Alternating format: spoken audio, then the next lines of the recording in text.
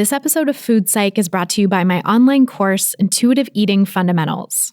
If you're ready to break free from diet culture and reclaim the life it stole from you, learn more and sign up for the course at christyharrison.com/course.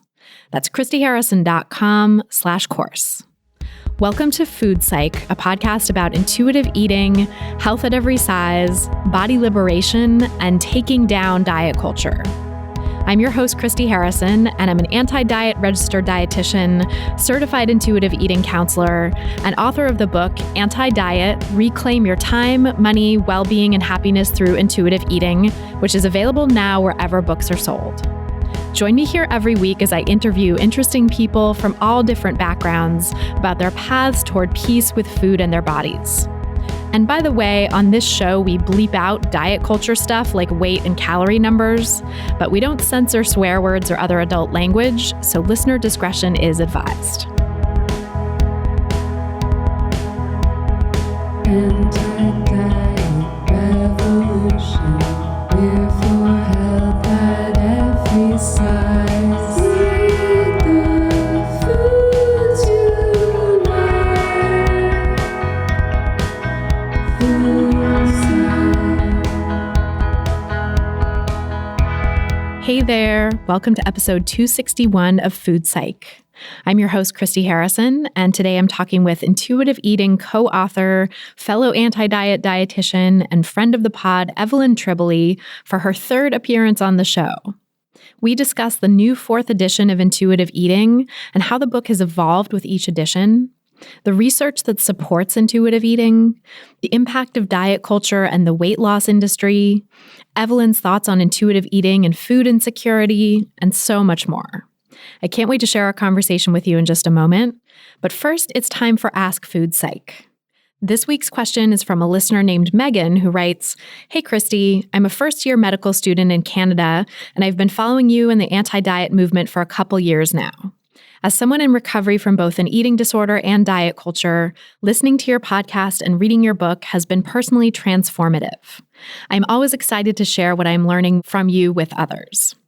In medical school, we practice clinical skills in weekly practice patient encounters. As medicine is still entrenched in a weight-focused paradigm, we are taught to consider weight, body measurements, BMI, etc. in the context of patient care. Given what I've learned from the anti-diet movement about the harms of this approach, I'm wondering what I can do in this situation. As a learner, I feel like I'm not in a position to question or reject this approach, and we will be evaluated based upon what we are taught. I did ask about the value of BMI, and the supervising physician admitted it's not the best approach, but in tandem with other factors in the context of the patient, it can still give us some useful information. I'm feeling a bit lost in what I should do. I want to be able to provide the best person-centered care in the future, and contrary to what we are taught, I don't think weight or body size are a part of that. But as a medical student, I also feel I need to trust what I'm learning. What do I do?" So thanks, Megan, for that great question. And before I answer, just my standard disclaimer that these answers and this podcast in general are for informational and educational purposes only, aren't a substitute for individual medical or mental health advice, and don't constitute a provider-patient relationship.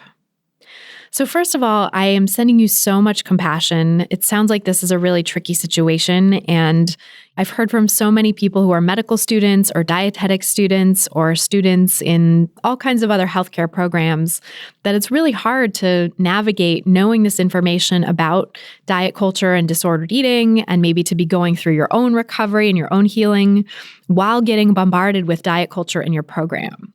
So I know how difficult that is. And, just want to say that in some cases, planting seeds is maybe all that you can do. You don't have to feel compelled to single-handedly change the system, because this is a systemic issue. This is not an individual issue. This goes so much further than just you and your one experience and your one program. So I think sometimes you have to just grit your teeth and do the assignments so that you can get your credentials. And then once you have those, you can practice in a weight-inclusive way. You can try to challenge the system in small ways along the way, plant seeds, like I said, and asking about the value of BMI is a great example of doing that. You were able to challenge this one concept with this one professional, this one educator, and maybe plant a seed for that person in a small moment of like, yeah, why do we use BMI? And I think you can keep asking people to explain themselves like that, because doing that starts conversations and plants seeds for them. It gets them questioning and thinking about how do they know what they know, or what is the source of this knowledge that is just considered conventional wisdom and that maybe needs to be rethought. So, for example, you could ask for the scientific evidence showing that high BMI, quote unquote, causes poor health outcomes when you have a professor who's saying something about that. And of course, they won't be able to give you this causal evidence because it doesn't exist. But maybe this can get you started talking with them about the difference between correlation and causation, the role that weight stigma and weight cycling play in health outcomes for people in larger bodies. And maybe you can start to bring in some of that information to your projects or to your program if that's available to you. So, for example, if you're doing a mock patient encounter and your sample patient, your pretend patient is someone who's in a larger body, you could talk to them about weight stigma. You could talk to them about weight cycling and the dangers of that, and maybe ask them about their past diet history. You could talk to them about disordered eating, ask them about their relationship with food, whether they feel like they aren't eating enough or are restricting and binging. You can actually start to bring in some of those ideas, maybe just in small ways and small doses, into these mock encounters, and also continue to bring in the stuff that you're going to be graded on, that they're looking for you to say, right? You got to say the things that get you the grade so that you can get your MD. But you can also maybe bring in some of these other ideas. I don't know the context of these mock encounters, if it's like in front of the class. But if so, I think that's a good way to start planting seeds for your classmates too, of like thinking about the role that weight stigma plays, or disordered eating, or weight cycling history, et cetera. And I will say too that there will probably be times when it doesn't feel right to speak up, when it doesn't feel right to bring that stuff into your mock patient encounters or into your discussions with your professors. And that's totally understandable.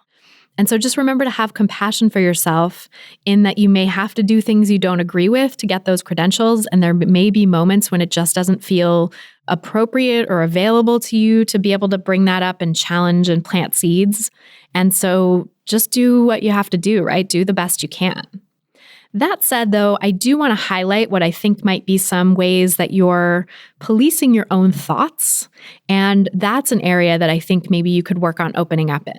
So you say, I feel like I'm not in a position to question or reject this approach, and I feel I need to trust what I'm learning. And I would invite you to actually think about whether that's true, right? Think critically about these statements and don't be the thought police on yourself, because you are allowed to question. You are allowed to push back all you want in your own mind. You don't have to trust what you're learning in the privacy of your own head. You can, of course, trust the things that make sense and feel trustworthy, the things that you know to be true from lived experience or from seeing, observing other people go through things. But if there are things that don't sit right with you because of what you know from your own lived experience of having an eating disorder, and because of what you've learned listening to this podcast and reading my book and other resources about the harm of diet culture and the science that shows weight stigma, weight cycling, disordered eating, other things, poverty, discrimination, et cetera, might be the actual source of the disparities between larger and smaller bodied people in terms of health, you can absolutely question what you're learning in medical school in the context of that other information. You don't have to actually act on it or say anything about it, but in your own head, you're allowed to question and push back and reject as much as you want. I think sometimes those of us in the health professions, and maybe particularly medical doctors, because, it's such a high bar to get into medical school in the first place and to become a doctor, we're used to doing things by the book. We're used to playing by the rules. That's how we've been successful in life. But sometimes we have an obligation to rock the boat and to not play by the rules and to reject what we've been taught when we see something ethically wrong, like people being stigmatized for the size of their body, for example.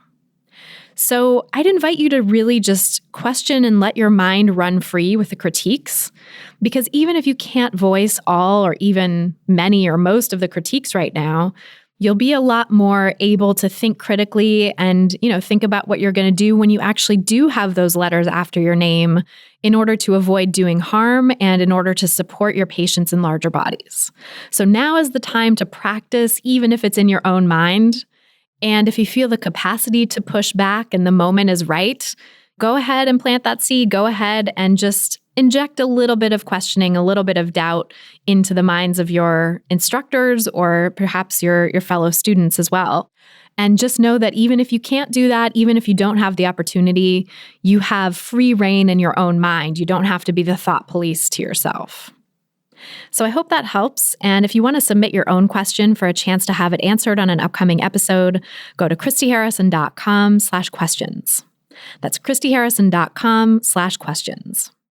And then if you want to be sure that you're going to have your question answered, because here I get way more questions than I'm able to answer on the podcast, but in my course, Intuitive Eating Fundamentals, we answer every question every month. So you can come join that course in order to get all your questions answered. We do a monthly Q&A podcast just for course participants. So you can ask me anything you want and have me answer your questions and also listen to hundreds of answers I've given to other people in the course so that you can work through all your individual challenges and nuances with intuitive eating and hear commonalities that other people share as well. There's also a private community forum just for course participants so that you can have more real-time guidance, more daily guidance from the other people in the course and from me and my team, just to get support for this anti-diet path because it is so countercultural. And we need support for doing things that go against the grain. If you're ready to break free from diet culture and reclaim the life it stole from you, learn more and sign up for the course at christyharrison.com/course. That's christyharrison.com/course. This episode of Food Psych is brought to you by my book, Anti-Diet, Reclaim Your Time, Money, Well-Being, and Happiness Through Intuitive Eating, which is available wherever books are sold. Just go to christyharrison.com/book to get it. And by the way, today's guest, Evelyn Tribole, gave a great review of the book when she first read it last year. She wrote, quote, "Anti-diet should be required reading for every health professional in every health-related class. Harrison bridges the gap between intuitive eating and social justice issues in an engaging and compassionate way. She exposes toxic diet culture, its evolution, who profits by it, and how it hurts you. Written with a friendly touch of sass, Anti-Diet is richly sourced with studies, stats, and expert interviews. I highly recommend this book to help you dismantle diet culture and heal your own relationship with food, mind, and body." So thanks to Evelyn for that great feedback. And if you want to order the book, just go to christyharrison.com/book. That's christyharrison.com/book. And now, without any further ado, let's go to my conversation with Evelyn Tribole. So Evelyn, welcome back to the show, your third appearance on Food Psych. I'm so excited to have you back. I am thrilled to be here. Honestly, I really am. Yeah, it's so exciting to talk to you. And we've talked a lot offline and behind the scenes, but really the first time you were on Food Psych was back in 2016, episode 73. And we're now on episode 250 something as we're recording this. It'll be probably later as we air this. And then you came back in 2019 to interview me for my book release. We did a little anti-diet launch party with you guest hosting the podcast and interviewing me. That was fun. And that was amazing. So people should definitely check that out as well. But, we really haven't caught up on what's going on with you and your world and your career since 2016 when you first came on the show. So can you, share a little bit about what's been going on for you since then? Oh my God. It feels like a lifetime ago, And so I would say maybe it's about a year and a half. It seemed to me, and you can tell me if you have this perspective, that intuitive eating just exploded globally. We got so much media that we did not initiate, in the Atlantic, in the BBC, Vogue, New York Times. It was just kind of incredible. All these things coming together where we're seeing an interest just from media, and then at the same time, we've got a body of research. I can say, I don't know if 125 studies is considered a body of research, but we certainly have a lot more research than when we first started the book. We were, research inspired, and now to have all these studies giving it some legitimacy and having these forces come together, it's a really good feeling. And yet at the same time, here we are in this place of the pandemic and social justice issues and all the intersectionality of these kinds of things. And so it's a lot right now that everyone is going. I haven't met a person yet who has not been impacted in multiple ways with everything that's going on in the world today. So that's kind of a general response to your question. I agree. Like the world has changed so dramatically since 2016. It feels like a lifetime ago. It really does. I think our episode aired before the 2016 election. So that was even different, right? Like it just was a completely different world. And while we were talking about social justice in the health at every size and intuitive eating fields, and those things were on our minds, I don't think it was ever quite as in the mainstream, quite as really in the discourse around intuitive eating and HAES until after the election, until more recently as well. So it's just such a completely different story. I know you've done so much, you've published so much and are in the process of publishing so much since then, particularly the 25th anniversary edition of the Intuitive Eating book, which is just incredible. I can't believe it's been 25 years and you're still going strong and iterating and revising. And I feel like I admire so much your and Elise's ability to keep revising and to keep exploring and learning and pushing forward with this work. Because I think some people might have just, written one book and had it sell well for years and just been like, that's it. Like, we're not updating. We're just going to kind of coast, or, we're set in our ways, right? We're sort of in this philosophy that we developed, and we're not going to take in information from the outside. And so I think it's really cool. And it's really, not everyone would do that, right? You have a special thing that you're willing to grow and willing to learn and iterate. Oh, thank you for acknowledging that. I have to tell you, out of all the editions of Intuitive Eating, this last one, the 4th edition, it was really humbling because we decided to let's take a look at all the details of what we wrote and see what we can do to be better. And, I think we thought we'd find a couple things we tweaked. And I will tell you, there were things that I would no longer stand by, And so it is part of, when you grow, when you know better, you do better, and then you need to own it. And I was feeling a little stuck about it, to be honest. And I was consulting a couple of wise people, and they say, Evelyn, if you're transparent about this, not only is it good for you in the process, but it gives other people permission to also evolve and grow. And related to that, I'm going to tell you a little backstory. I don't think I've told many people about this. Well, let me tell you the first part that'll be obvious to you as a dietitian. Dietitians just get trained in diet culture. I think we just have to acknowledge that. And when we were updating the 4th edition of Intuitive Eating, which is completely updated plus revised, there's a list in there for author books, and I've got all these books on there. And Elise said, Evelyn, do you really want to still keep that in there? Because it's diet culture-y. And I really thought about that. And I said, you know what? I don't want to erase my history. I want people to know that you can come from this place of diet culture and evolve and grow and be different, do different, and change the lives of other people. Because what I also see with so many health professionals that are now coming into intuitive eating, they really go through this phase of cognitive dissonance where they're hearing all the information around health at every size and intuitive eating, and then they're putting that I can't even say it. They're trying to integrate or wrestle with that, with what they've been taught traditionally in, university, medical school, or internships or whatnot. And there's oh my God, it really is cognitive dissonance. And I think it takes some time and some space to really move through that. So ultimately, that's why I decided to keep those book titles in, because it's part of my history. I didn't want to erase it, Yeah. And I so appreciate that because I mean, I went through that myself, the phase of cognitive dissonance and of straddling the fence, and oh, yeah, staying in the straddle position for maybe a little longer than I wish I had, now looking back. But it's you can't get over the fence without straddling it, I always say, and you have to. We all do come from diet culture, I think, in the healthcare professions, except for maybe tiny, tiny pockets of people who are getting more of a health at every size education now or earlier in their schooling and training and stuff. But really, for the most part, I think we all just are so steeped in diet culture the whole time that it's a process of unlearning once we finally do get our credentials and start working in the world. And so to see, like, I think you and Elise are such great models of this, of having begun in diet culture and having, when I first started as an intuitive eating counselor and started working with clients, I had one client who bought an old edition of the book, the first edition of the book. She found it real cheap online. And, I had recommended intuitive eating to her, but I didn't specify which edition.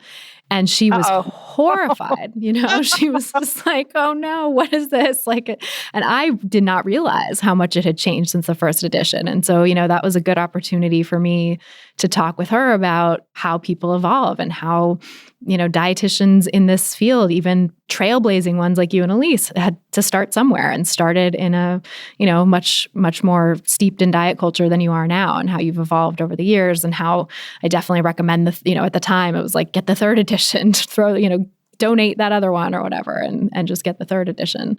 And, I've heard you say this on podcasts and interviews with me and stuff too, is that, you didn't stand by that one anymore, and have kept iterating over the years, and to now get to this place of the 25th anniversary edition where you've really revised and overhauled so much of what was even there from the 2012, I think, right? Was the third edition?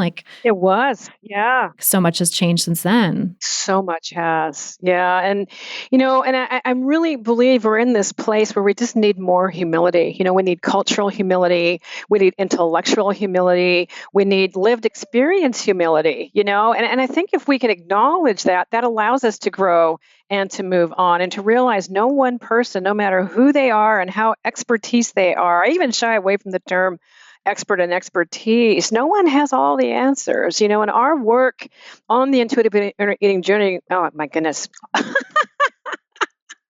Our work on helping people cultivate their inner intuitive eater is really about, it's like we're tour guides. We're pointing these things out, but ultimately it's up to the individual to decide, how does this feel? Do I like this ride? Do I want to stay on it? Do I need to try a different way? Or maybe I need to fasten myself in a little bit more. And it's really giving the agency back to the person that you are in charge. You are the expert of your body, your experience, your thoughts, your feelings. I don't know what those are, and I need to create this safe environment so that you can feel comfortable telling me these things so I can do a better job of helping you. It's about your agency and your life. And I think what blows me away through all of this is when we get unsolicited DMs and emails, and we don't get letters as much anymore. That's just too old school. But how people will say this is life-changing. And I think what it is as you begin to really connect with your body and you connect with your needs, and that's powerful. And it starts to, cross over into other areas of your life where it's just actually really profound. And to be a facilitator and a witness of that, I cannot tell you how gratifying that is. Yeah, completely. It's so amazing to help people tap back into their own intuition and learn to trust themselves. I think that's the beauty of this work, is that, like you said, we don't have all the answers, right? And we're learning and iterating and growing just as everyone else is, but can maybe help people reconnect with the inner wisdom that is their birthright, that belongs to them, so that they can make their own decisions. Yeah, and then ultimately live a life in which they're flourishing and thriving, as opposed to spending it worrying about what they're eating and what their bodies look like and so on, and then they become checked out and not living their lives. That's what's so profound to me. Yeah, and so with that idea, I'd love to talk a little bit about what changed in the 25th anniversary edition, like what you found from the previous edition that you realized you wanted to overhaul. Oh my gosh. Well, I'm gonna start pretty broad and then I'll get specific. So one of the things we did is, because the research is so profound now on intuitive eating, we really, really updated and added to that and actually moved that whole chapter to the beginning on, look at the evidence that's here behind this. We're standing on some pretty good ground. And we also decided to really unpack one of the mechanisms of intuitive eating, and that's interoceptive awareness, which is our ability to perceive physical sensations that arise within the body. And that might seem like so basic, like, well, of course you have to do that to be an intuitive eater. But when you're listening to that message, interoceptive awareness is really about It's about being in balance with your biological needs and also your psychological needs. And so it's kind of like it's almost like one of your superpowers, interoceptive awareness. And one of the researchers that really did a lot to put this on the map, he talks about the global emotional moment when you're in that precise place of interoceptive awareness. It's happening in the here and now, not past or future. And so when you are connected to the here and now sensations of your body, not only are you experiencing the global emotional moment, but it's connecting you to your human sentient beingness. And I tell you, I reread those words all the time because it's just so profound to me. Because if we flip it and say, but what if somebody is at war with their body, or they hate their body, or they don't feel safe in their body? What does that do? And that disrupts all of this. So we decided to really talk about and unpack that a bit, that what this is about. And I find sometimes when I'm talking to scientists or healthcare professionals, when I start talking first about interoceptive awareness, I get their attention. It's like, oh, there's something to this. This is not all this woo. I think sometimes they hear the word intuitive and they think it's some, new agey kind of thing, and not really realizing it's really based on some foundational research that exists. And more importantly, now we have some really fascinating research coming out showing the impact of this. And so, can I tell you about one of those studies? It's in the book, actually. Yeah, I would love to hear. And I love this. And so it's a study that makes me feel sentimental about Food Psych podcast. Because the last time I was on the show talking about giving you an update, we had just published the Intuitive Eating Workbook, and I had mentioned to you that one of my motivations for doing this is to have a standardized way of implementing intuitive eating so that researchers can actually do some intervention studies. And it turned out a researcher heard that episode, Christy, and she contacted me and said, I'd love to do a study. And long story short, that study was just finished as we were publishing our book, and I was able to get some of the data to describe it. But the full study was just recently published a couple of months ago in the International Journal of Eating Disorders. And what makes it really unique is they looked at the issue of people with disordered eating as opposed to just chronic dieters. And just for the sake of your audience, people who have disordered eating behavior are people who engage in disordered eating but don't meet the criteria for an eating disorder like anorexia nervosa or bulimia and binge eating disorder, but they had those behaviors of restricting or binging or over-exercise and those types of things. And what they did is they took the workbook and used it either in a group setting or they did it in an individual setting, one-on-one. And over a short period of time, they've got improvement across the board in many, many areas, in intuitive eating and in quality of life, improvement in body satisfaction, and a marked decrease in binge eating. So I think it's phenomenal. But I also have to caution and say, this is exciting research, but it's a pilot study. And because it was a pilot study to see, is this feasible to fund? Should we fund a big study on this? There wasn't a control group on there, so we need a control group. The other thing that makes the study so notable is they really made an effort in terms of diversity, and they really looked at including a wide variety of people from marginalized populations. So that makes it interesting as well. So, because there's such little research, most of the research that's been done on intuitive eating and eating disorders has been on white cis women, and we need to broaden that. And so it just gives me a lot of hope. Yeah, that's so cool. And it's really awesome to know that the study was in such a diverse population. I think it was like more than 50% people of color, right? If I'm remembering That's the correct. stats correctly. Yeah. So it's primarily people of color in this cohort, showing that the intuitive eating workbook had these really significant effects, which is really awesome. So yeah, promising. Very promising, and such a good model too of how further research can be done, right? That you can actually recruit a really diverse group of participants and have this research be more generalizable to the population than, a lot of the studies that get done, which are in like college settings and just with white 18 to 22-year-old women, right? Yeah. Although this was a college setting, I should say that, but it's very hopeful because up until now, there's been a lot of really interesting research showing the association of intuitive eating or showing characteristics of intuitive eating, and this is one of the few intervention studies, and that's what we need more of. So it just makes me really excited. So we included that in the book. The other thing we also did is to your influence, by the way, is we really talked a lot about diet culture. What we realized in the first principle of intuitive eating, that reject the diet mentality wasn't taking it far enough, that we needed our readers to realize diet culture is everywhere, and to really unpack that some more. In fact, what I find in my practice, I have a lot of people that don't relate to the term dieting. Oh, I don't diet. I did keto lifestyle, and every time it floors me. I never thought it would be this extreme, but it is. I never thought I'd see diet culture hijacking healthcare, and I can't believe someone would go to medical school to be a mouthpiece for the weight loss industry. And sometimes that's what it seems like it boils down to. So to help recognize all these factors that are out there, that you might not be officially on any diet per se, but you start collecting all of these rules, that pretty soon you are living in a way that you're consumed by rules and expectations of how one should eat and so on. So that was really significant. The other thing that we did, and I feel so good about it, is we tweaked the wording and some of the principles. And the most significant one has to do with coping with your feelings. The old principle used to say, the old principle was cope with your feelings without using food. And, the whole intention around that was having more diversity of tools and so on. But what Elise and I really saw is that there's so much pathology and shaming involved around eating to cope with feelings. And we thought we need to normalize that. We need to move beyond the pathology. And we also need to recognize that emotional eating or comfort eating, connected types of eating are part of normal eating.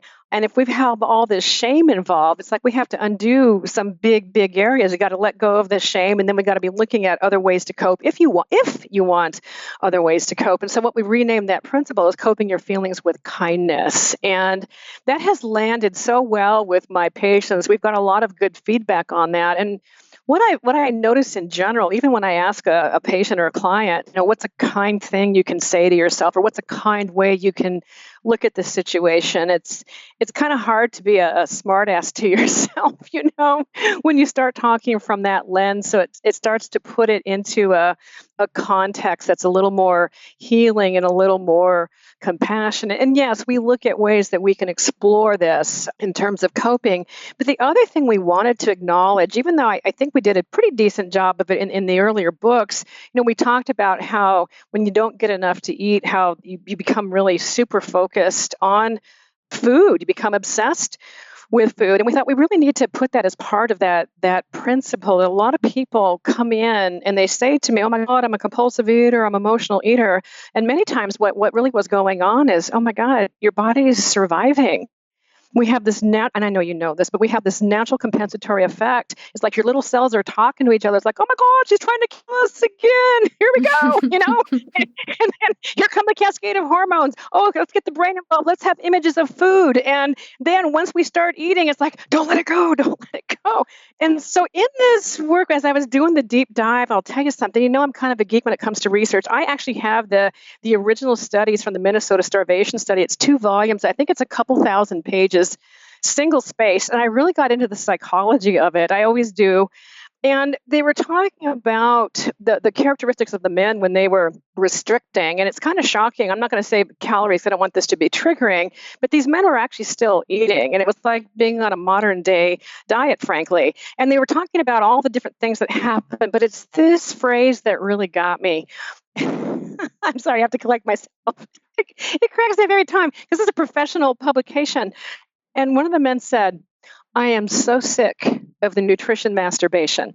I swear, I had to read that like 5 times. I can't believe I'm reading this. And I thought, gosh, that is such an apt description, this kind of self-absorption, So all these things happen. And as you know, these were healthy men biologically, psychologically, and got into all of this. And what we have seen over and over again, our patients underestimate the profundity of primal hunger, that ever since people have been on this earth, we have had famines. And so our bodies know how to survive quite well. And so we get into this place. And the way I think we put this in the book, it's a metaphor I use a lot with my patients, that I live by the ocean, so I use a lot of wave metaphors. And if you go into the ocean and a set comes, you got to dive under so you don't get all wiped out, and you hold your breath, and there's a rhythm to it.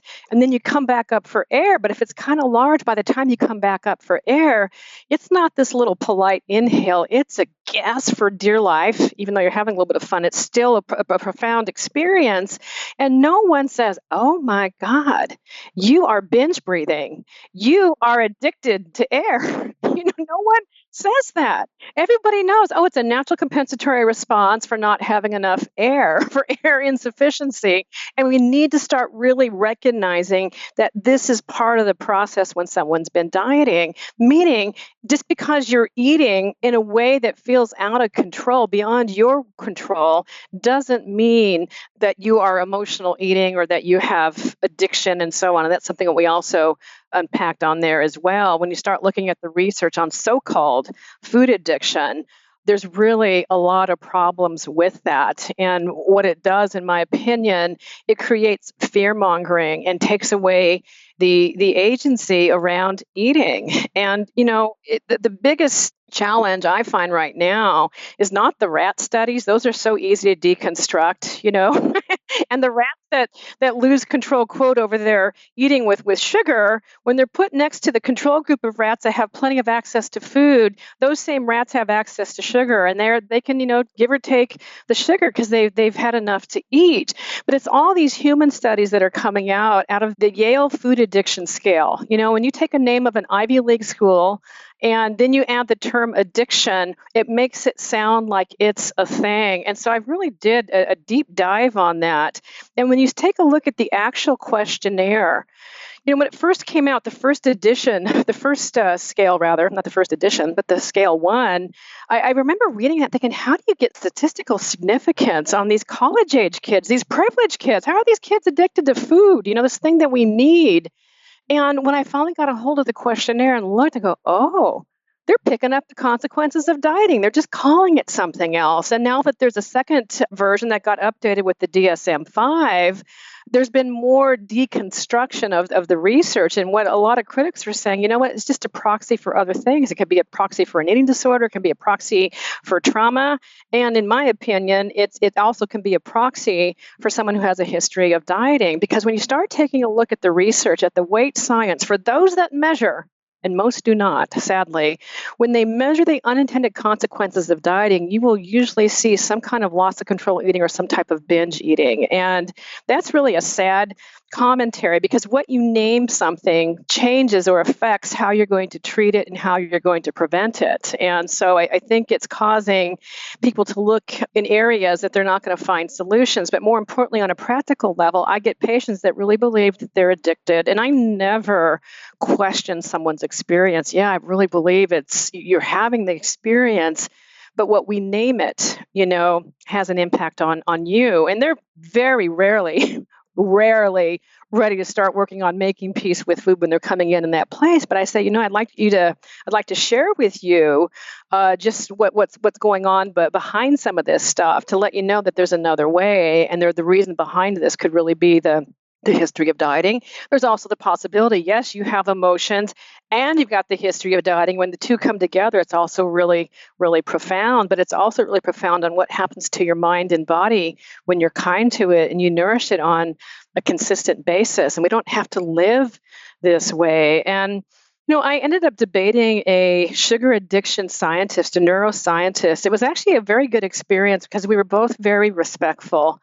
And one of the things I did to get ready, besides diving into all the research, I thought, my experience as a practitioner, I've had so many patients come in believing they were addicted to food, but then in our work together, discover that they weren't. And I thought, I wonder how many other people have had this experience. So I did like this crowdsourcing query on Instagram and asked that very question. And to see the people coming in with their responses, and oh my God, I thought I was addicted to, and you named the food. And then when they ended up working with somebody who wasn't in that frame of reference, and when they were nourished adequately, to discover they weren't addicted, what a relief. So that to me is also another outcome of this that I think is really sad, that it's putting limitations that are not necessary on someone's eating and living experience. So that's another. Boy, I gave you a long-winded answer. I love it. I mean, there is so much that's different in this edition, and it's really cool to see. And on the food addiction piece, I for sure went through that myself too. I thought for sure that I was addicted. I thought that there was no way that I could keep, carbohydrate-rich foods in the house because I was just addicted to carbs. There was no way I wasn't going to eat the entire bag or the entire box or go through every single carb in the house. And so I had to, banish them from my life in order to stop this, addictive behavior with them. Not understanding that my so-called addictive behaviors with it, and what really did feel like addictive behaviors, right? It felt like this, like I couldn't stop. It was a compulsion. I was irresistibly drawn to it. But that didn't start until I started trying to restrict carbs. Never had a problem with those foods. Growing up was, partly because of, thin privilege and living in a smaller body and not having people interfere with my relationship with food, and also having enough food available, not having food insecurity. I was just fine with those foods. My family had them in the house all the time. I'd make myself a snack after school or whatever and handle it. I didn't feel like I'm going back to the cupboard, like endlessly eating all the carbs in the house. That feeling only came with the deprivation of carbs and also with the deprivation of enough food in general. And it's mind-boggling to realize that, because in the moment, I was so wedded to this idea that those foods were addictive and they were bad for me and I had to get them out. And that was diet culture. That was just diet culture messaging. Yeah, and that's why I think it's so important to validate and affirm the experience is real. That intensity, that loss, all of that is real. But that's because our body is so wired to survive, just like we're compulsive breathers. You get into that eating experience when it's been threatened, but your poor little cells don't know it was intentional. It's just having all the impact. And it was so funny. I was talking to I had a healthcare practitioner as a client, and I was explaining the neurobiology of this. I said, okay, I'm going to do it in a completely different way. And she goes, okay, what's that? I said, we haven't objectified cells in the body the way we've objectified bodies in our culture. And I have no one saying, oh my God, my bone cells just don't look, they don't fit in. So I sometimes go from that perspective of what the cells are going on. And so we can be looking at having compassion for the process of what's happening. And this idea that life feels like it's being threatened. And so there's an intense fight to make sure that you're going to eat just like breathing. And it's wild. And when people have the contrast of experience, it blows their mind. They had no idea that hunger could be so profound. And that's the mind-body connection. It's wild, the disconnect that there is in our popular imagination between mind and body for anything related to food, right? It's like the sort of popular conception in diet culture is just mind over matter, that you can will your body to do something different. You can will your body to shrink. You can will yourself to eat less. And that if there's anything that gets in the way of that process, it's your fault. It's your willpower. It's your lack of self-control and ability to exert this mind over matter that we're all just supposed to somehow have, which mind over matter really isn't a thing. Our bodies have a mind of their own. Our bodies are a lot smarter than our conscious minds, actually. Absolutely. And then, when we add in the mix of social media, social media is so loud, especially for diet culture. And there's always like this bragging on, oh my God, look at this. I found this new healthy lifestyle, or whatever you want to call it. And then when it fails them and they have this kind of eating, the loss of control eating, they're not bragging about that because there's such a level of shame that goes on. But what ends up happening is people reading these kinds of posts aren't privy to that. This is the reality of what ends up happening. And one of the things that really gets me is when there are influencers who are writing in ways that are very rigid in diet culture, and then 3 years later, it's like, oops, I had an eating disorder. That's when I start looking at right now. There was a study published last year looking at the incidence of eating disorders worldwide, and it has doubled in the last time period in which it's been looked at. And I find that really, really distressing. And I really believe that because diet culture has become so normalized that people go for a longer period of time in distress and not being recognized. Instead, they're being praised for these types of things, which are actually causing great harm to their body and mind. Yeah, and praised even more than they would have been before, I think, too, because I thought that study was so fascinating, too. We'll link to it in the show notes. I forget what it's called or where it was published, but one thing that struck me when I looked at it was that the time period was like starting in the year 2000, I think. It was like right around the turn of the millennium. And from the year 2000 to 2018 or 2019, whenever the time period ended, that's when that incidence had doubled. And to me, it just can't be a coincidence that that's also the time period in which the so-called obesity epidemic and war on quote-unquote obesity and all of this fear-mongering about body size really took hold of the popular imagination and of, culture at large and the medical establishment as well. This is when weight loss advice was codified into healthcare systems where they're like supposed to talk to people now about their weight at every visit, even if it's about something completely different. It's where insurance companies will reimburse more to healthcare providers if they do talk about a person's weight, if they're over a certain BMI. And, these things automatically get flagged in the medical record system and stuff like that.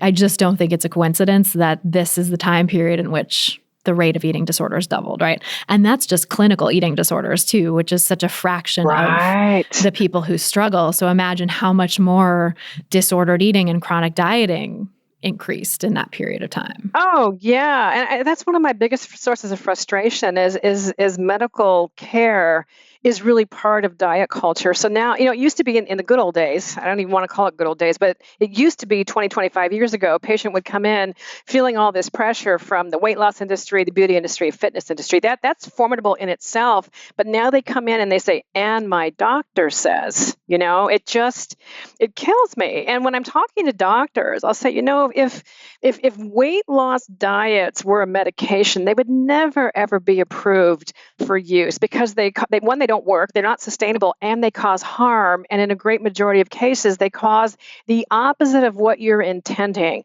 And so if this is such an issue, why are you prescribing something that's going to increase the odds of it not happening? It blows my mind. And what I find in defense of doctors is they're so busy and they don't have time to read all the weight science. So they follow the policies of their organizations like the American Medical Association, which got greatly, politicized. We talk about that in the book too, when in 2013, their research committee was asked, can we say body size is a disease? I don't even like saying the word obesity because it's so political and such a misnomer.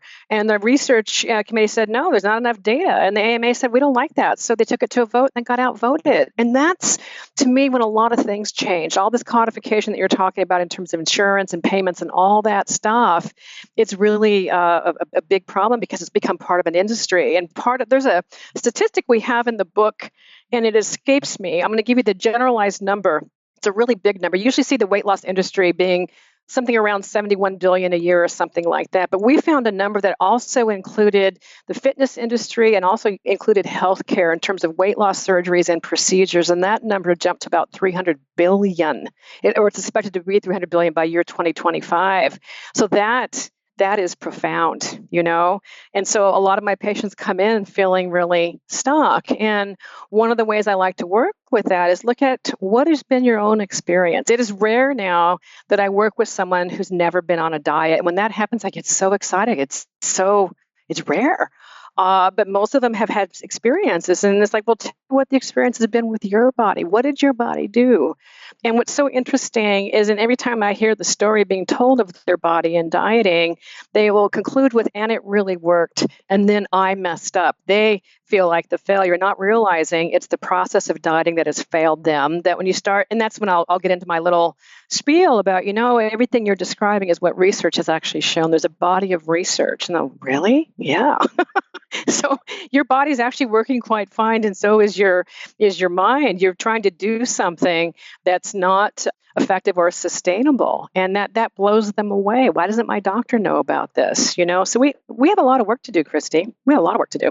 We have a lot of work to do.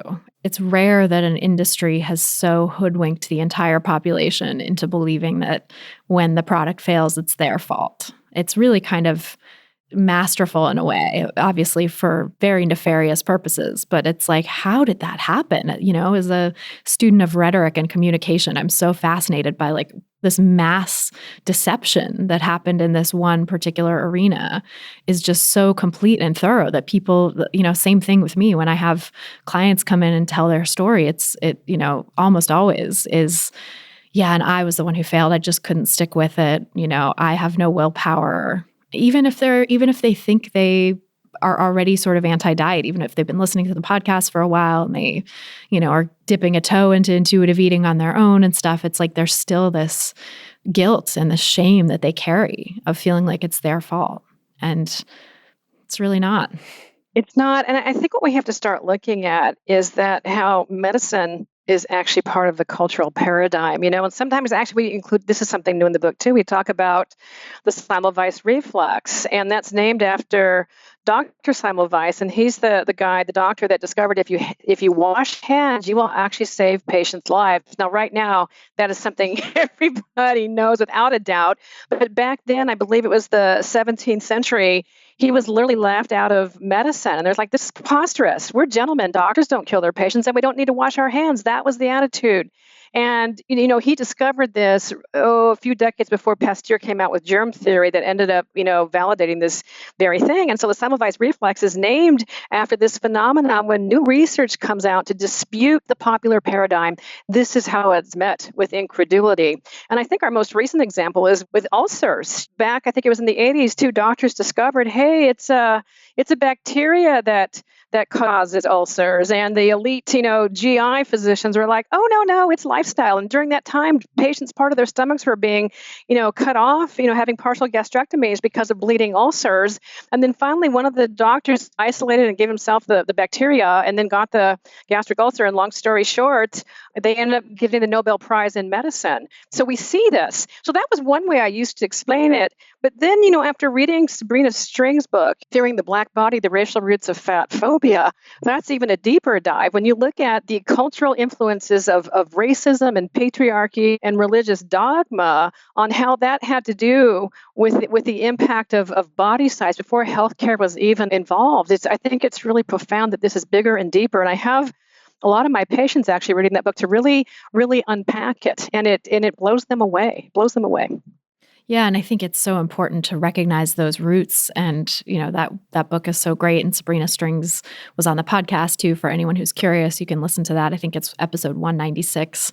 I always remember the episodes that are like the commonly referenced. I don't have an exhaustive list in my head, but the ones that I mention a lot. Well, you're impressing me so far. It's like, wow. I wish I had that number, just photographic memory or whatever, but not just for numbers, but, photographic memory would be nice for other things. But yeah, no, I think that book and her research is so important at understanding, this is the fat phobia that comes out of anti-Blackness preceded any health arguments about weight. And the doctors and the medical industry and establishment really adopted this fat phobic stance after fat phobia was entrenched in the culture. And doctors are people too, as I always say, right? And this sort of human thing of being steeped in a culture and having certain biases really affects how we see and interpret the data, how we see and interpret evidence that's in front of us. And so since 1959, researchers have been doing studies showing that diets don't work, and that more recently in the last 20 years or so, that weight cycling causes harm independent of body size, that weight stigma causes harm independent of body size. We have all this research. It's there in the scientific literature. It's published in major scientific journals. And yet there's not this sort of coherent mainstream understanding of what that research means. I think Health at Every Size and intuitive eating, our sort of anti-diet movement, this large coalition of, healthcare providers that is trying to fight against diet culture, as well as fat acceptance advocates and activists. I think we're trying to sort of bring those ideas into the mainstream and help, doctors and the medical establishment understand that the weight-centric paradigm is doing harm and that is not effective at what its stated intent. And yet I think we're sort of in a Semmelweis backlash right now, right? It feels to me like, they're taking on the diet culture establishment is really trying to cut down health at every size in any way it can. I saw an article recently, an interview for the website of a major TV show, major media outlet that does interviews and reporting and stuff.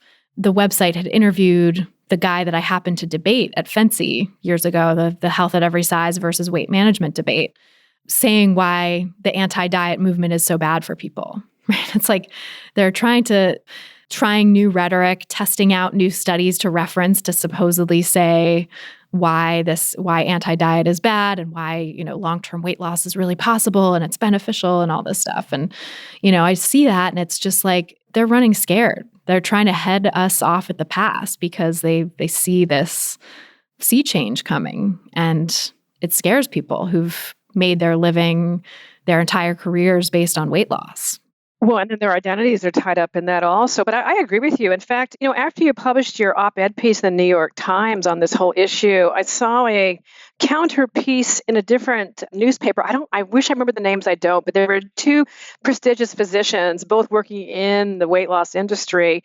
And one of them was quoted as saying, "This matter is not up for debate." And I thought, holy moly, I was expecting to see new scientific papers where, it was a slippery slope kind of thing where they're cherry picking to help refute some of the things you said. I thought, oh my gosh, thank you, Father Patriarchy. I mean, Right. Science is a process. Science inherently is fallible. One, depending on the lens in which we're looking at things, but two, it's supposed to be evolving as we get new information. And when I read that, it sent a chill down me. It's like, oh my gosh, I think there's a lot of money that's changing hands now, and I think that makes people even more dug in and entrenched. And yet, let me also say, I've met a lot of really, great physicians. I'm not saying they're out there to just make a buck or something like that, but I don't think they see all this that's going on. So I have the same perception that you do, and I'm not someone who's into conspiracy theories, but I think we need to start taking a look at,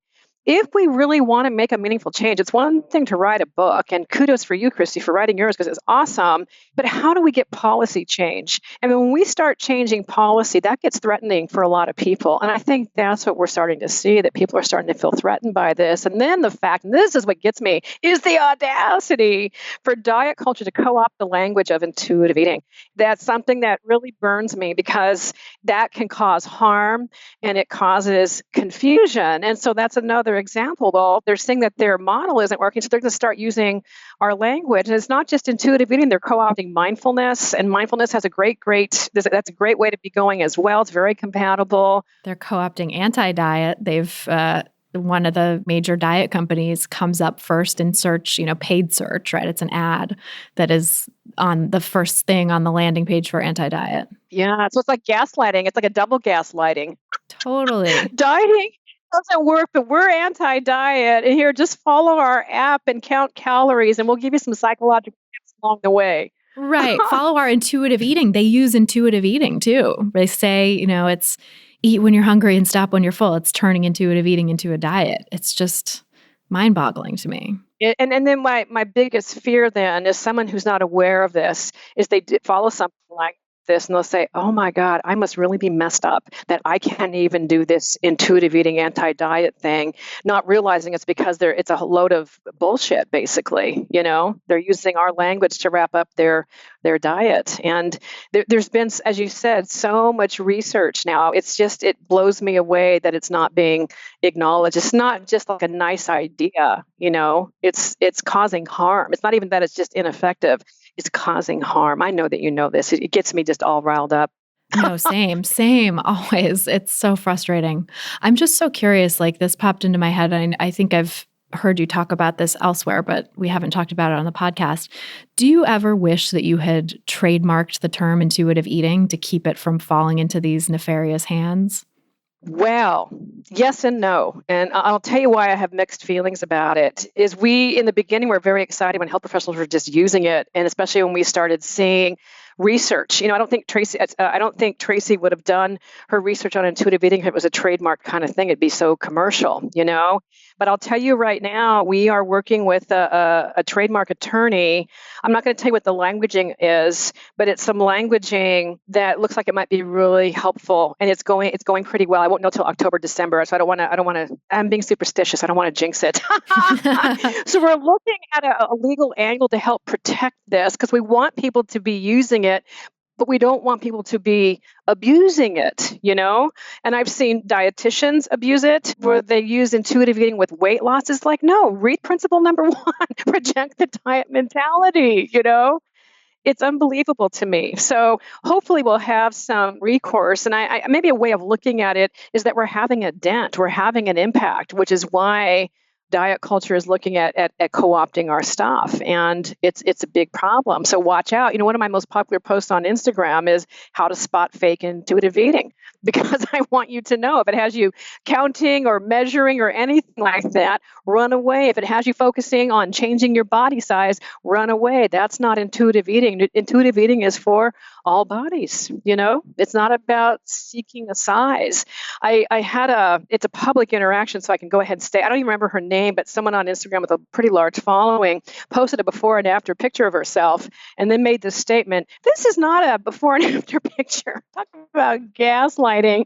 And I got tagged in by somebody who said, as someone who identifies in a large body, this is not intuitive eating. I don't think the authors would, because this person was saying intuitive eating helped her.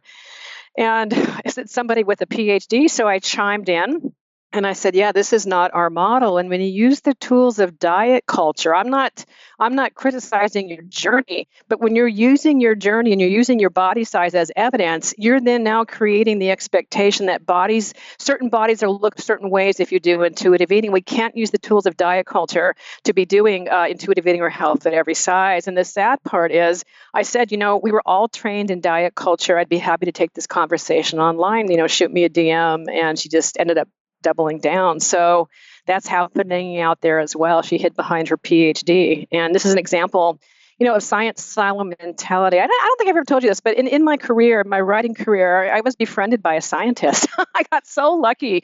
He showed me the works, ended up doing some projects with him. And he's the one that taught me the science silo mentality. And what's that? He says, when there's scientists that are so expert in what they're doing, that's all they can see. And they're not talking to other fields, and they're not seeing the dynamic interactions that are going on, and they get blinded. And at the same time, you can't take someone from a PhD in one field and read the research in another, let's say like weight science, and have them validate the conclusions if they don't know what the missing confounders are. There's it goes back to my original saying that we need to have more humility in culture and science, our lived experience, and all those types of things. There's a lot more to the story. We only know what we question and we investigate, and then that's biased through whatever lens that we're looking at things through. It's really profound to me. It's humbling that this is a truism. The more I know, the more I realize I don't know. Amen. I think we always, going back to, what you were saying earlier with that person who was like, this is not up for debate. It's like, no, science is always up for debate, actually. That's the nature of the scientific process, is that we have to keep exploring and looking at those confounders that are not included in research. If we get like 20 years down the line and research all at that point includes controlling for weight stigma and weight cycling and disordered eating and poverty and racism and discrimination and all the things that we know are real confounders, and that it still at that point shows some tiny, I would imagine, minuscule effect of risk for larger bodies or something like that, then, at that point, maybe we can have a conversation about, okay, maybe there is some inherent risk that comes with being in a larger body, just like there's some inherent risk that comes with being taller or with having red hair or with having whatever, right? So whatever characteristics that can increase a person's risk for certain things, but doesn't mean that we should just stop a person from having that identity or characteristic. Obviously, I think that it's very unlikely there would even be a risk we would see at that point if we really did control for all these potential confounders. The thing that shocks me the most is when I read nutrition research or epidemiology about body size, it really is like, it's sort of a 101, epidemiology 101 or research methods 101 thing to know that there are lots of real confounders that exist in the world, like race, education, smoking status, income level, trauma, disordered eating, which is never included, right, really anywhere. Right. All of these things are confounding variables, and yet so few, certainly in the nutrition research, it's sorely lacking across maybe most studies, I would say. I feel like anytime I look, do a deep dive into a nutrition study, I find at least one glaring potential confounder that's missing, if not all of them. And we talked about that in the update. And in fact, there's a researcher out of Stanford University. I'm not sure how to properly say his name. I think it's Ioannidis. And he's written some remarkable papers talking about this very issue of just confounders of food, not even talking about the social determinants, but he says if you think about there's over 200 foods that we can eat, not 200, 200,000 foods that we can eat, and there's over 300,000 edible plants. And there's no way that any one study or any study to date has controlled for all those confounders of the different types of interactions, let alone genetic, social determinants, health, or environment. And so when I've been reading his stuff, and this might sound like heresy considering I'm a dietitian with a Master of Science in Nutrition, but I'm starting to have the viewpoint that maybe we should be looking at nutrition as a philosophy, because there's so many of these confounders. And that's not to say that there isn't any science involved. There is, but there's too many missing kinds of things. I mean, think about it. It was only just recently that the gut microbiome has really been on the research map in terms of having an impact and all the things that impact that. And I will never forget being at a scientific conference and listening to this researcher, and she put on this screen one nutrient. I think it was omega-3 fatty acids, one particular kind, and then identified every pathway in the body that it's involved in. And it looked like a 4th of July grand display, fireworks. And I just remember thinking, holy shit.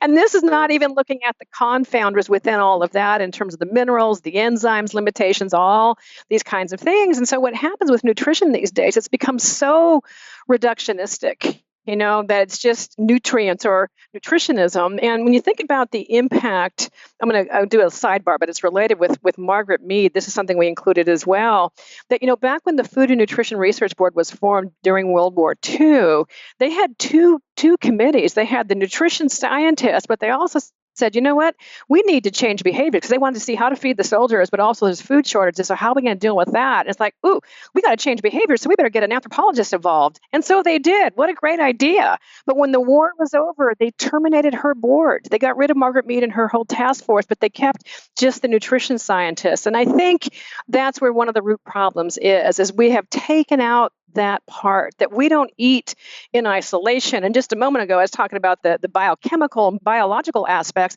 And now if we add in all the social aspects of this and all the allostatic load, the stress impact of racism, of stigmatization, all these types of things, and how it raises cortisol and it impacts so many other things, it's really complex. And I don't say these things to depress people, but to say that if you think one food's going to kill or cure you, there's not really been much research to show those types of things, unless you're talking about a peanut allergy or you're talking about arsenic or something contaminated in a food. And I think it does a disservice to our mindset, and we move away from the cultural connection. Like let's break bread and just eat, and share and relate to each other and so on, and not apologize about what you're eating or explain why you're eating what you're eating. I think we'd have more connection.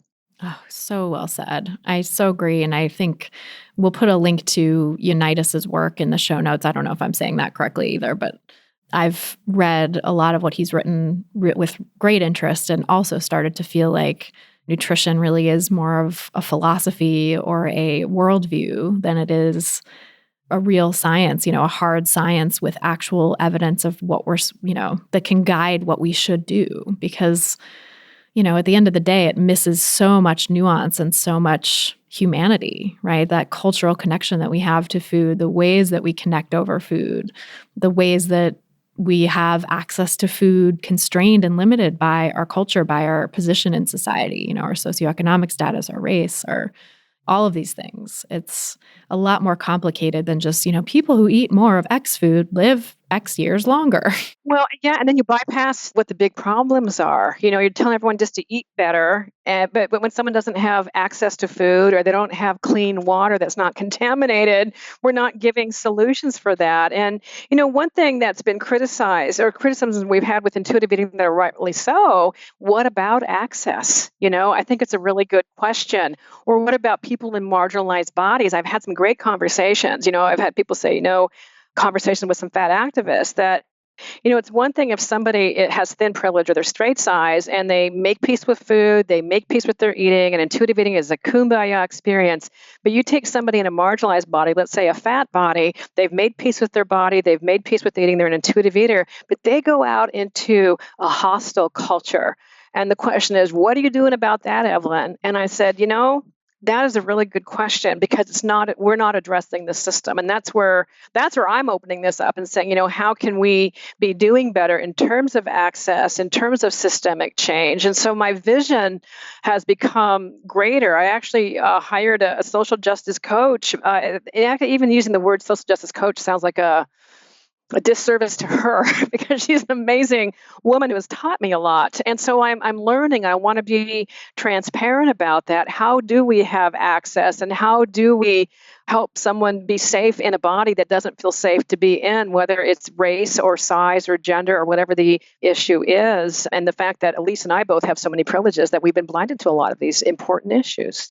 One thing I've been thinking about a lot lately is that issue of access with intuitive eating and the fact that I think the popular conception of intuitive eating is very much this hunger and fullness diet. Eat when you're hungry, stop when you're full, eat whatever you want. And that is certainly out of reach for the vast majority of people, or for a lot of people anyway. For people who are struggling with poverty, who are food insecure, it's not possible to just eat whatever you want all the time and to eat every time you're hungry and stop as soon as you're full. There's a lot of nuance to that. But then, I think about that and I think, well, that's not really what intuitive eating is, though. Intuitive eating isn't about following rules about hunger and fullness and about you have to always eat exactly what you want at every time. To me, it's much more about doing the best you can with the resources and the situation you have to meet your needs for food, to get enough food, to do whatever it takes to get that, right? To make that a priority and just do the best you can. Like Ellen Satter's hierarchy of food needs has been really helpful in thinking that through for me too, because thinking about having to get those basic needs met before you can move on to thinking about pleasurable food and diverse foods. And then, the very top of the pyramid is that instrumental food, thinking about nutrition, which is the gentle nutrition piece of intuitive eating. That is so far away from people's minds if they're food insecure, right? The priority really has to just be getting food.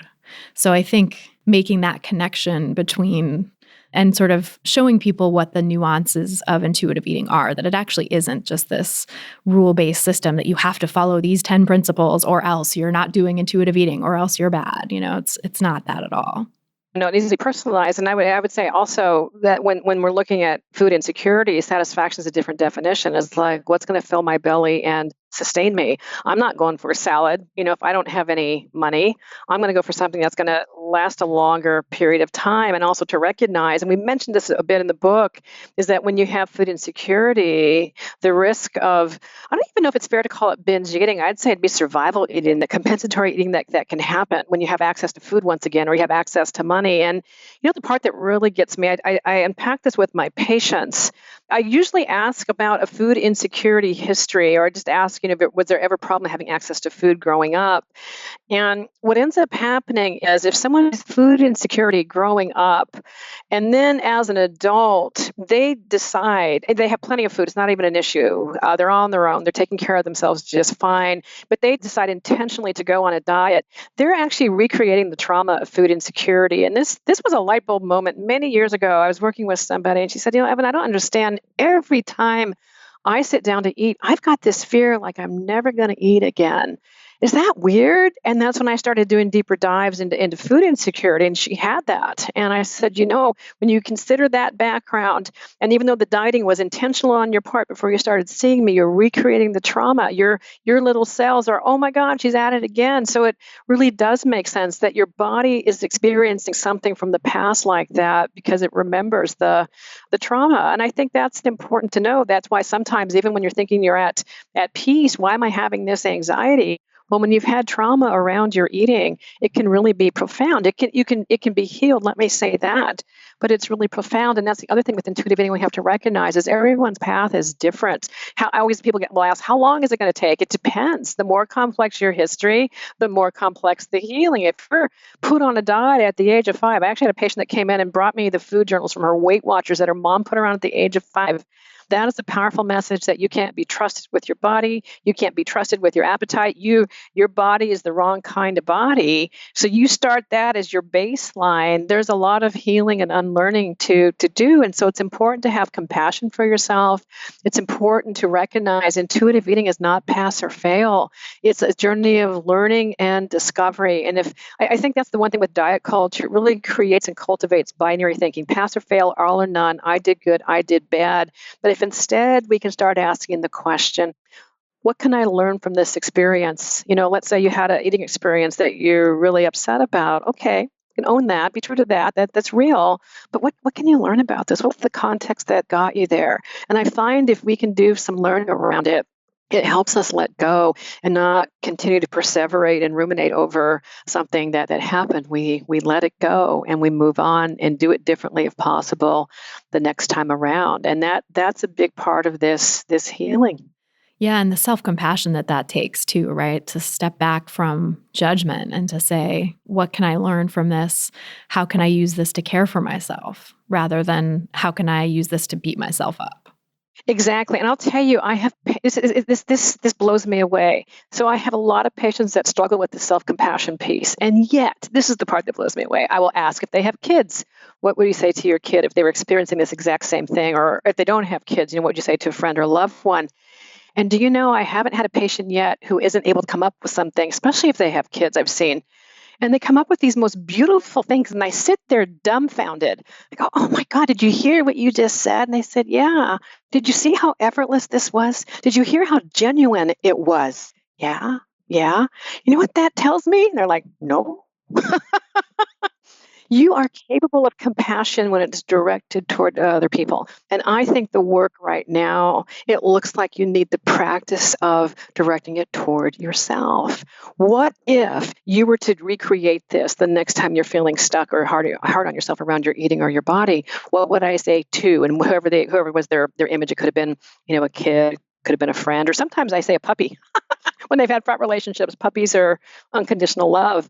If you ask, what would I say to my kid or my puppy, you'll tap into that. And I find that that's powerful because it's already there.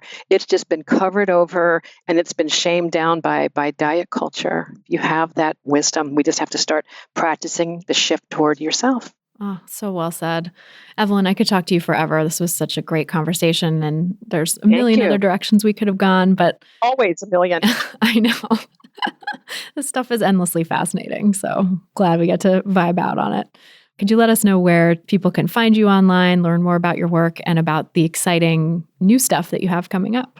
Oh my gosh. Yeah. So we have the 4th edition of Intuitive Eating that just came out. We have the Intuitive Eating Workbook. Social media-wise, I'm the most active on Instagram, so you can find me at Evelyn Tribole. And then the websites are evelyntribole.com and then intuitiveeating.org. And actually what I should mention, because I think your listeners might be interested in this, we actually have a free intuitive eating community. It's peer-to-peer support. And we have about over 20,000 people in this. And we try and cultivate it to be a safe space free from diet culture talk. And it's a place where you can connect with other people who are on this path. And then I actually have a new book coming out in the spring. I'm so excited about it. It's Intuitive Eating for Every Day, 365 practices and inspirations, just to kind of be your little companion, your little ally, So we're in the finishing stages of that, or I should say I'm the finishing stages of that. Yeah, thank you.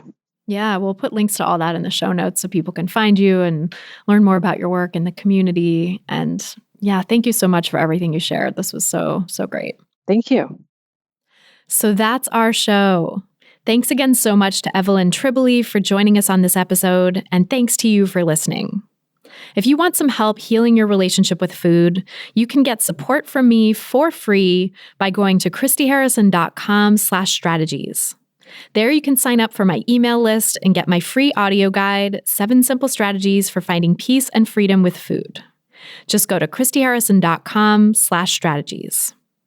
If you've gotten something out of this podcast, please help us reach more people who need to hear the anti-diet message, because who doesn't, as I always say, by sharing this episode and subscribing to the pod on Apple Podcasts or your favorite podcast platform. You can see many of the places to subscribe, if not all of them, at christyharrison.com/subscribe. That's christyharrison.com/subscribe. You can also leave us a nice rating and review in your podcast provider of choice, which is another way to help new listeners discover us and which I always appreciate. To get full show notes from this episode, including all the resources we discussed, plus a full transcript, just go to christyharrison.com/261. That's christyharrison.com/261. And to get the transcript, just scroll down to the bottom of the page and enter your email address.